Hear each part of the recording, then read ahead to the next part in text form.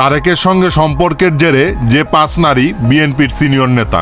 শুধু দুর্নীতি নয়, বিভিন্ন সময়ে পরকীয়া কিংবা অবৈধ সম্পর্ক স্থাপন করে নারী নেত্রীদের দলে গুরুত্বপূর্ণ পদ বিতরণ করার বিস্তর অভিযোগ রয়েছে বিএনপির ভারপ্রাপ্ত চেয়ারম্যান তারেক রহমানের বিরুদ্ধে।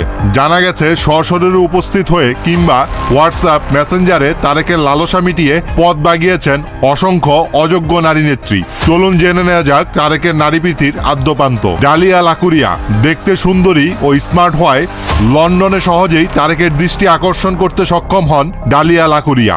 পরবর্তীতে তারেকের আশীর্বাদে যুক্তরাজ্য বিএনপির প্রচার সম্পাদকের পদ পেয়ে যান সুন্দরী এই নারী। বিভিন্ন সময় তাদেরকে একান্তে দেখা গেছে বলেও গুঞ্জন রয়েছে। তাদের মাঝে অবৈধ সম্পর্কের কারণে উভয় পরিবারে বিষয়টি নিয়ে এখনো ঝামেলা হচ্ছে বলে জানা গেছে।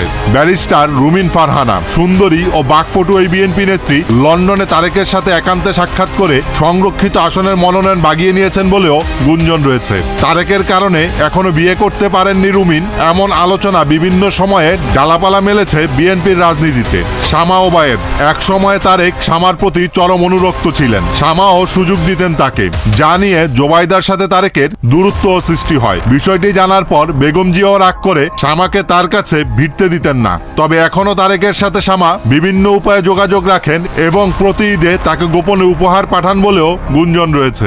নীলুফার চৌধুরী মনি, সাবেক এই সাংসদের প্রতি আলাদা রকমের ভালোবাসা রয়েছে তারেকের। তাকে গুরুত্বপূর্ণ পদ না দেয়ায় বেগম জিয়ার সাথে ঝগড়াও করেছিলেন তারেক। এখনো তাদের মাঝে যোগাযোগ রয়েছে।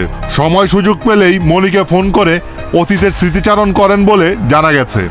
অ্যাডভোকেট ফাহিমা মুন্নি, সুশ্রী ও উচ্চবিত্ত পরিবারের সদস্য ফাহিমা মুন্নির সাথে সম্প্রতি তারেকের হোয়াটসঅ্যাপে যোগাযোগের গুঞ্জন শোনা যাচ্ছে। এই নারী আইনজীবীর কাছে আইনি পরামর্শের নামে অবৈধ সম্পর্ক স্থাপনেরও অভিযোগ রয়েছে তারেকের বিরুদ্ধে, যার কারণে যোগ্য অনেক নেত্রীকে পাশ কাটিয়ে মুন্নিকে সহ আন্তর্জাতিক বিষয়ক সম্পাদকের পদ দিয়েছেন তারেক। গুঞ্জন রয়েছে হোয়াটসঅ্যাপে তারেকের লালসা মিটাতে সক্ষম হওয়ায় পদ বাগিয়ে নিয়েছে।